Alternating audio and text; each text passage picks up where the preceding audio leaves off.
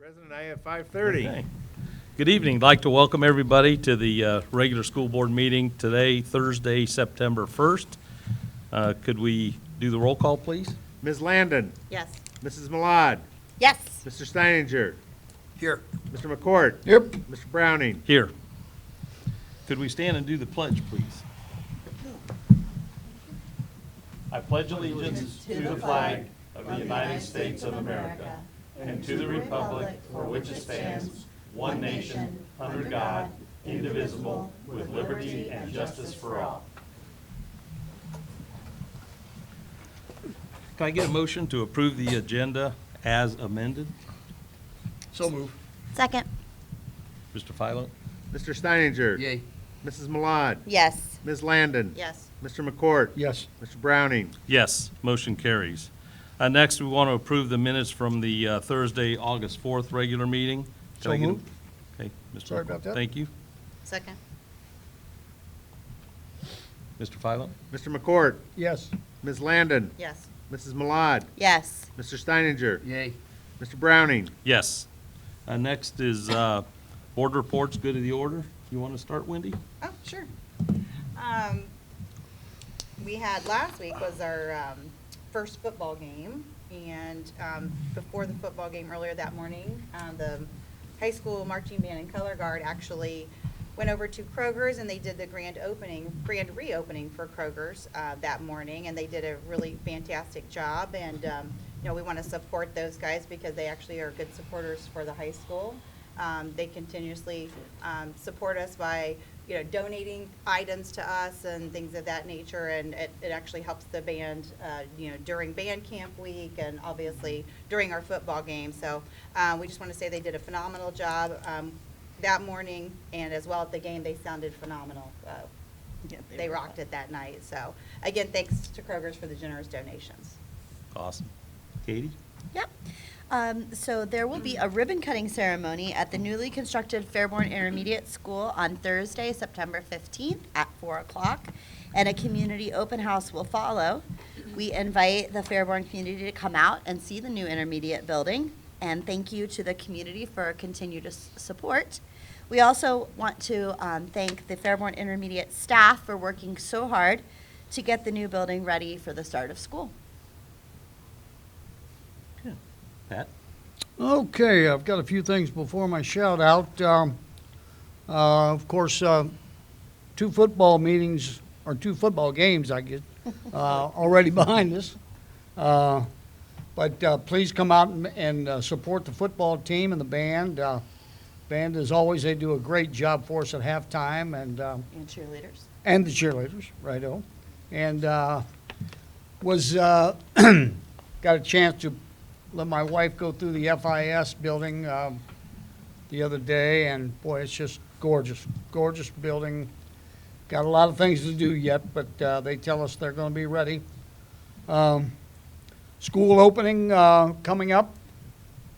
Again, big thanks to all of our custodial staff for getting the buildings ready. I just want to remind our young drivers out there in the community to be very vigilant and careful in driving, because kids are going to be out on the streets. And then finally, just a sad note, the passing of Tony Spaziani. Really a good guy in our community, and our prayers are with his family. For my shout out to Fairborn High School graduate Josh Copeland for speaking to our Fairborn High School incoming freshmen during the freshman focus camp. Your words of wisdom and encouragement help to make the week a very special week for our students. So thank you, Josh. Okay. Tim? Yes, I'd like to congratulate the staff members who were recognized during our open day ceremonies. These are all employees of the year. For administration, it was Andrea Jenkins. For food service, it was Lori Carr. For operations, it was Jacob Fulton. For transportation, it was Felicia McVeigh. For the primary school, it was Mary Elizabeth West. For the intermediate, it was Deborah Yerry. For Baker Middle, it was Heather Rutan. And for the high school, it was Carrie Davis. and we hope that we have a great school year, and go Skyhawks. Okay. Anything else? Okay. Yeah, just some comments about sports. Pat talked about, or Wendy and Pat talked about football going on with the marching band and everything, and been able to make a couple of the soccer games also. And I know that our girls' team beat Tecumseh last week, or last Saturday, which is a big win for them. And then last night was the cross-country senior night, which seems a little strange having senior night before the season actually started, but that's their only home meet, the Skyhawk Invitational, so it was neat going and seeing senior night last night. The intermediate opening, you've been through that building a few times. It is a beautiful building, and when people get a chance, they need to get through and see it. Like Pat said, there's some cleanup work that's being done, but it will be ready for Tuesday. And then the high school progress, for anybody that keeps driving down, Commerce Center Boulevard like I do and looking at things, they just put all the rafters for, I think they're missing one, but they got the rafters up for the arena so you can start to see the size of the basketball arena and how it's going to look. And it's just neat watching that going on. A couple shout outs. Fairborn Primary held their open house this week to welcome our youngest Skyhawks to school for the upcoming year. And I know they were very busy. I think it was Tuesday getting ready for that. And a thank you to Jill Bennett and her team for their leadership in making this evening a great opener for the primary school. And then also our Director of Safety and Security, Bill Titley, has been very busy with district-wide safety training with all the buildings and all the departments. And if you would, be sure you keep your eye on social media and the website for safety and security updates, and thank you, Bill. So with that, we will go to recognition of visitors and public comment. Mr. President, I don't have any sign-ins, no public comments. Okay. So school district presentations, Mr. Lawley? Thank you, Mr. Browning. It's always with great pleasure when we have students from Fairborn High School come to address the board on a great tradition that has gone on for, a number of years, and that's the New York City senior trip. And they would like to do a presentation and perhaps get your permission to go on that in, I believe it's March. So senior class officers from the class of 2023, that's, wow, Sure you speak in the microphone? keeps moving along, so take it away. Good evening, and thank you for giving us.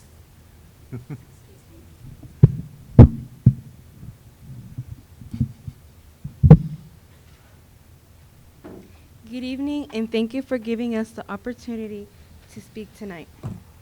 We are here speaking on behalf of the class of 2023. I am Jasmine Diaz, the president of our class. With me tonight is Secretary Jay Dodd, Treasurer Hayden Barnett, and historians Katie Ann Munger and Hayden Piccarello. Vice President Miley Smith and historian Aaron Reichert could not be with us this evening. We are here tonight to present a proposal to our senior class trip. Since 2004, it has been a tradition at Fairborn High School for the seniors to go on an educational trip to New York City.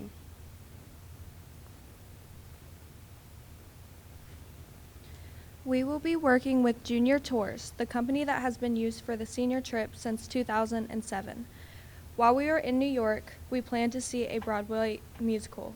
We also plan to go on a tour of the Statue of Liberty, the Empire State Building, and adventure through the American Museum of Natural History. This will allow us to see things like the Butterfly Pavilion and explore the Bone Hall exhibit.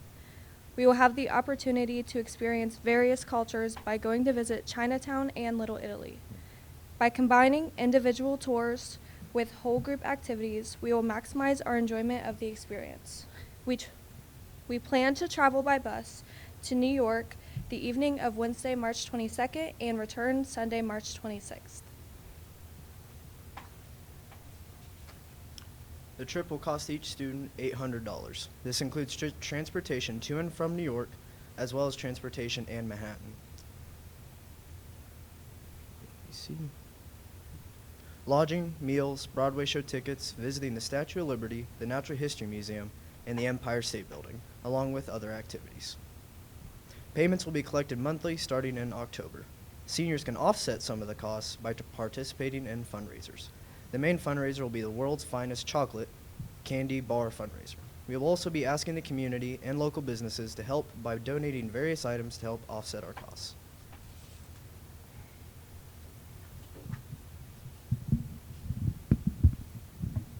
When we travel, we will be divided into families of 10 to 12 students. Our senior advisor will be pairing 2 chaperones per family. At least one will have prior experience with senior class trips. Each student will have a buddy that they must be with at all times. After students pick their buddy, roommates are assigned and families are formed. They will then meet with their chaperones for pre-trip planning. Each family will plan their own itinerary to see all the sights New York has to offer.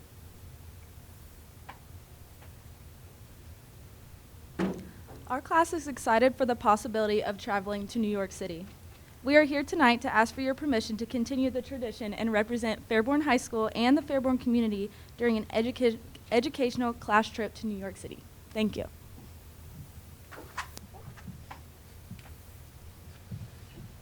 Thank you, class officers. Thank you very much. Thank you.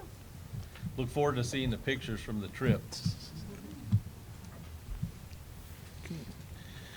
Next is well, I'll give it, if anybody wants to leave, they're welcome to leave or stay. This is your chance. What, Yes. you're not staying? You're not going to stay with us? Gary, you gotta stay, sorry. Come on. Thank you. Just a short construction update. Mr. Browning covered most of it concerning the intermediate and high school. I'm happy to report, after soon-to-be 6 years of the bond issue that passed in 2016, that Phase 2 of that project, of the completing the intermediate, is come to fruition. As was mentioned, it's a beautiful building, and students' first day is Tuesday, and we had that final walkthrough inspection yesterday, and it went well. A few minor things that they're taking care of today and tomorrow, and we will be ready to go. So, again, thank you to the entire Fairborn community for supporting that bond issue back in 2016. So, with the high school, again, as Mr. Browning mentioned, we're making great progress on that. It is really exciting.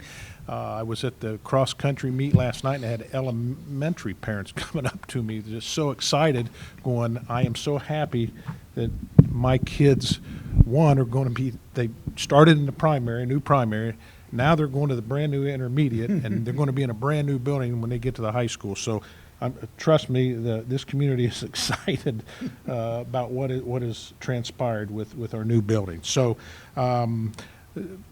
last construction meeting, they did tell me, Peterson Construction did say that a goal that they have is to have everything buttoned up with that high school by the end of November. So with most of the work that need to be done will be inside. So weather permitting, the rate they're going, that's a very good possibility that we're looking at. So that's the latest construction update. Thank you. Next is a presentation from our school treasurer, Mr. Philo, with the state and national financial reporting. And I think an award.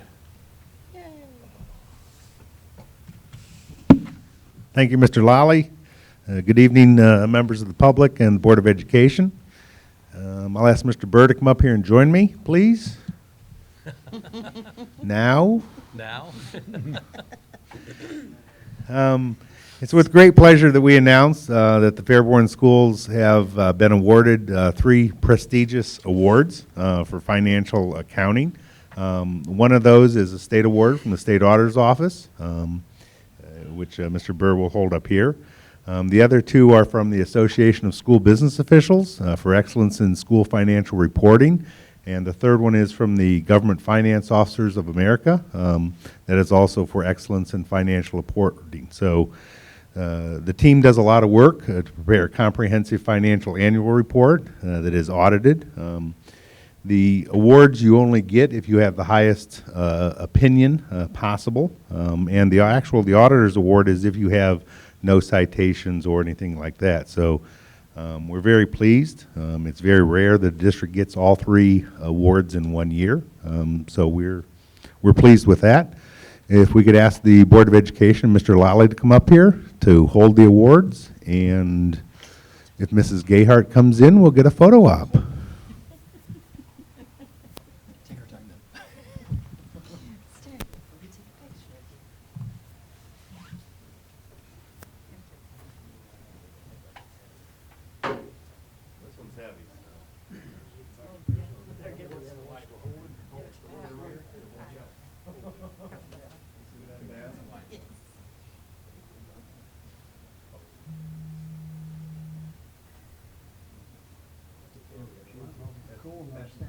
That's my cane.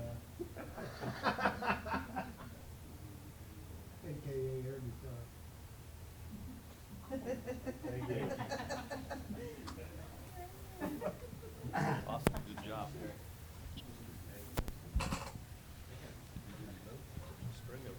Yes. Next part of the treasurer's presentation will be our 5-year forecast. Usually the 5-year forecast is done by most districts in October or November, and it's required to be submitted to the state of Ohio by the end of November. And we're doing it a little early, just in case I'm not here next month, because I'm having my surgery next week. So plan to be back, but just in case. So as you see, each of the board has in front of them the actual 5-year forecast submitted to the state, and then my best projections with some additional things added on. State of Ohio has required for probably about the last 20 years to do a 5-year forecast. Gives you an idea of where your expenditures are, where your receipts are, gives you an idea of when trouble might be coming. And as I've said for the last 33 years that I've been doing these, the only thing I can guarantee on there is that the numbers for the future are all wrong.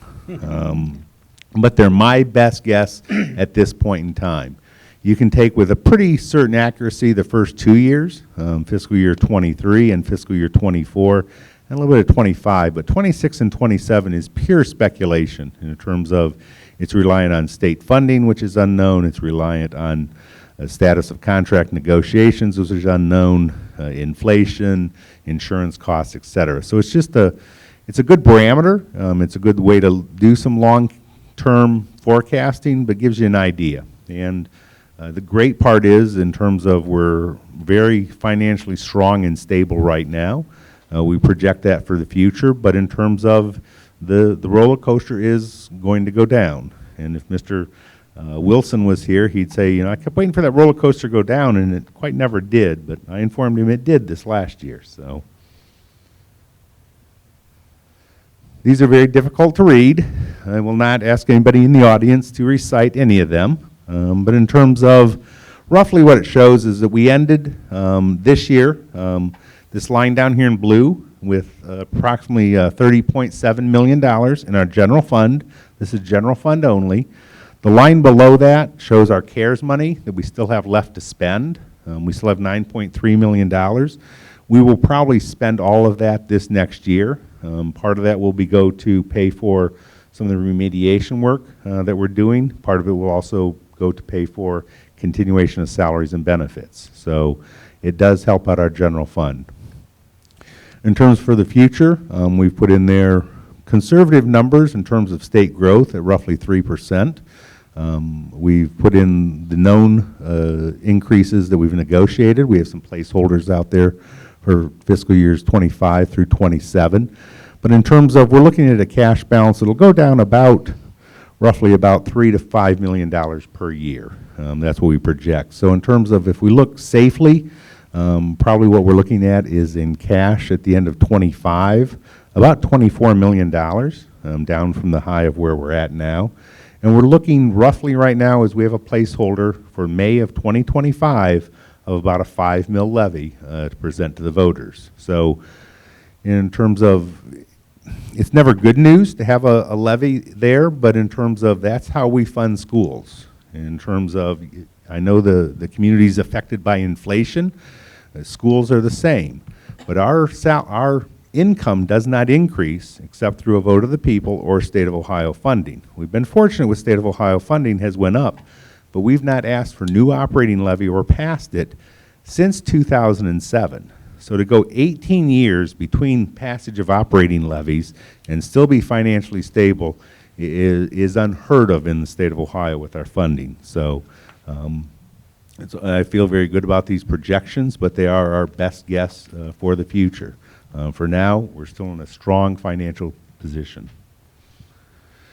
In terms of our revenues, we'll project to spend a little over $49 million. If you look at the blue and the green, those are local sources. Roughly about 50% is that blue, green, and gray. If you look at the red, yellow, and orange, that's state. That's about 50%. So it's good that we're balanced. It's good that we're not 80% reliant on one or the other. And the property taxes, the income taxes have been very strong this past year and show indications they'll be even stronger for the future. So hopefully the state of Ohio is the same way.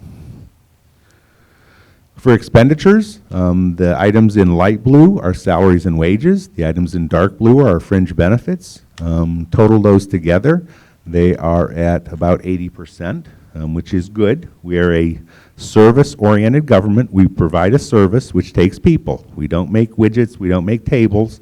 So 80% of our money going towards people is good. If you get to 90%, that means you've cut all the other stuff. You've cut buses. You've cut supplies. You are heading down the road. So in terms of where we spend our money is good. We have money to purchase buses when needed. We'll spend roughly about $53 million this year, projected just in general fund. Earning cash balances, I'll let you read this on your own. It shows a decrease, but in terms of, you'll see how the curve goes down, the roller coaster goes down, and we expect we will be comfortable in this range. In future years, if those still show as negative, we'll have to look at the amount of the levy or future expenditures. But in terms of we're in a very healthy place. When I came here 4 years ago, we were projecting a levy right about here and here. So to go out even further, out to 2025, is pretty good. Total receipts and expenditures. You can see in terms of last year, we were about break even. This year we'll spend a little bit more, about $3.5 million more. And if you look at that widening of the gap, it would be scary in terms of if we didn't have larger cash balances to offset some of that, it would be scarier. But you can see when the new levy would hit right about there. So in terms of it's an indication. This is one of my favorite graphs, and I added a new graph this year. I will confess I made a mistake in 2021, 2 years ago. We received from the anonymous private donor $3.25 million for the purchase of the land and computers. I put that money in general fund, and we spent that money out of general fund. So putting it in general fund shows your per pupil expenditure going up that $3.2 million. Take away 4,000 kids, it's about $800 a year. So if we hadn't have done that, our number, instead of being 12,190, would be down about 11,300.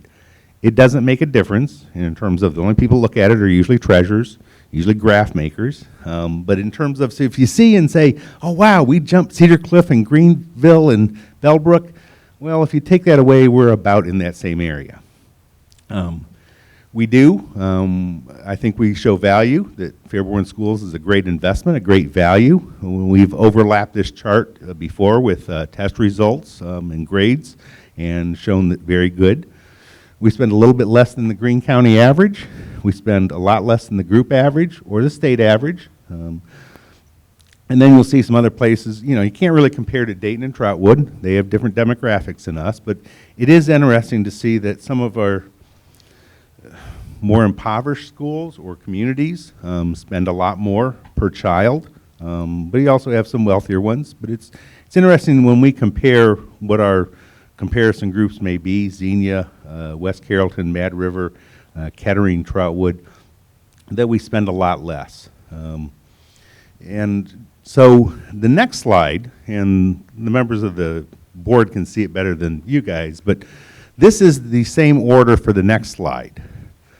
But the next slide shows average income, okay? So it's the same place in terms of expenditures per pupil. You still have Dayton as the highest, which has the lowest average income, and Greenon was the lowest, which is sort of there. But there's some aberrations in there. If you count income as a value of wealth, you'd say that Bellbrook is the wealthiest. But they also had a lower expenditure per pupil. One of the reasons why is they couldn't pass a property tax. They cut things to the bone. But this shows to me, in terms of the community has the ability to pay more or to spend more. We're truly a lot less in terms of income than the state average or the Greene County average, a lot less than the Beaver Creek or the Yellow Springs. But sometimes it gives you sort of an indication is those poorer districts sometimes have to spend more. And study after study, I've seen it for the last 2 decades, is really the best indicator of student success is usually family poverty level in terms of the wealth of the family. You can take everything else, and they've shown that consistently, decade after decade, that wealthier families usually have more means to have better education for kids. So just a little different twist there. The district comparison, I've done this for the last 4 years, is a direct comparison between Fairborn, Trotwood, Huber Heights, and the state average. Fairborn, as I said, spent $12,190 per pupil. Our average income is $51,000. Trotwood spent $16,000 per pupil, which is 31% higher, yet their average income is 37% lower. It tells me that Trotwood really does value education and steps up to the plate on it. Huber Heights spent 7% higher than Fairborn. Their average income is about 4% higher. The state average is about 10% higher on expenditure per pupil, and the average income is $87,000, about 70% higher. So gives you a little direct comparison. And this is really about the same that we've seen for the last 4 years. Just some things that we've always talked about the last 4 years of what we try to communicate from the Treasurer's Office is financial communication and education, accountability, transparency, and value. Some of the things that we talked about 4 years ago with inside the walls, outside the walls themselves is what we wanted to do. Hopefully we've achieved a lot of this over the last 4 years. The investment in Fairborn is a destination, and higher property values. So, and we're hearing from the county auditor that the property values in Fairborn will reflect a lot higher in the next valuation. Any questions from the Board of Education? No. No. Appreciate it, Kevin. Thank you. Thank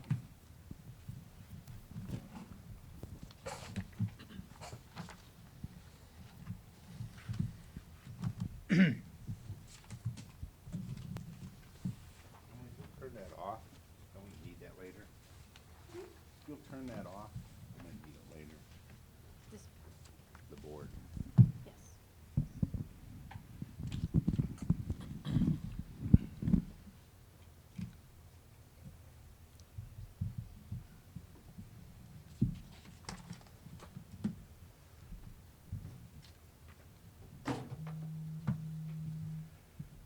We ready to go on, Gene? That's it, I'm sorry. That's it? Yeah. No, that's fine, that's fine. Okay, the next area is budget and finance. The treasurer recommendation to approve the following items, the 5-year forecast that was just shown, a spending plan for '23, and then a couple other items. So could get a motion? So moved. Second. Mr. Philo? Mr. McCourt, Yes. Ms. Landon, Yes. Mrs. Malad, Yes. Mr. Steininger, Yay. Mr. Browning. Yes, motion carries. The next part of the agenda is the administrative reports and superintendent recommendations. This includes the addendum that was mentioned earlier that goes into page 9, and this goes all the way to the top of page 10. If we could get a motion, then we could have discussion if need be. So moved. Second. Okay.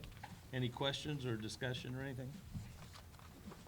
I know, Pat, there's, on page 9, Yeah, let me get back to it there.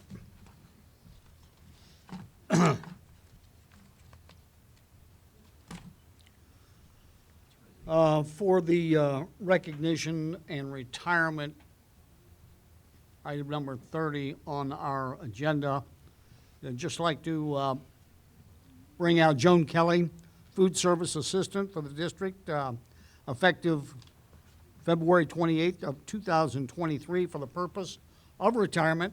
Request resolution of tribute for 24 years of service with the Fairborn City Schools. You know, I think when you look a lot of times how many years people put in, you get up around 20, 25, and 30, that's quite a feat for people to stay in one area. So to her, we thank you very much. okay. Are there any other questions on any of the items? If not, we could take a vote. Mrs. Malad, Yes. Mr. Steininger, Yay. Ms. Landon, Yes. Mr. McCourt, Yes. Mr. Browning. Yes, motion carries. Next, gifts and donations. Wendy, would you like to go over those? Sure, absolutely. The Fairborn City Schools Board of Education would like to gratefully acknowledge the following gifts and donations. The City of Fairborn for school supplies, Fairborn United Methodist Church for school supplies, the Kearney Company, Wright-Patterson Air Force Base, gave 30 backpacks filled with school supplies as well. Laurel Mayer, $250 for the Turf Field Fund. Susan Miller, art supplies, paper, and stencils. Steve Ross, $25 for the Turf Field Fund. Thrivent Action Action Team, Mike and Cinda Hammond, Regina Hulskamp, and Diane Sheff. Read Aloud book donation for Fairborn Primary School. Peter Vorum for school supplies. Thank you again for all your generous donations and helping our schools move forward. Thank you. Thank you. Mr. President, if I may, I just want to, just looking at the gifts and donations and seeing the City of Fairborn up there on top,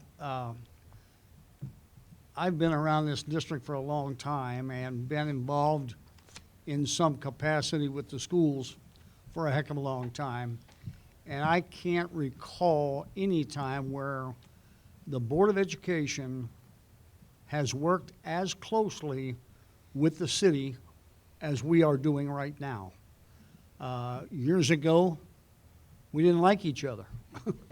we just, got along. But I'm telling you, from the mayor to the city manager, who was at our program the other morning, to the people at the township building, they were also there. So we're seeing that relationship even getting better, and that's the way it should be. Both or all three entities working for the best for their people and kids in the community. So I would just like to thank the board for that, and as well the city and the township for that good relation, which we value very much. If I could add, we ought to recognize Mr. Lawley and Mr. Philo's efforts in that also working with the city. Thank you. Indeed. So work session. Mr. President, if we could take a short 5-minute recess, and then we'll come back and go into a work session and an executive session. The only other action items would be go into the executive session, adjourn from the executive session, and then adjourn from the building. So we thank you for your participation. And, any questions? I saw we had a couple last-minute people come in. Any questions? No?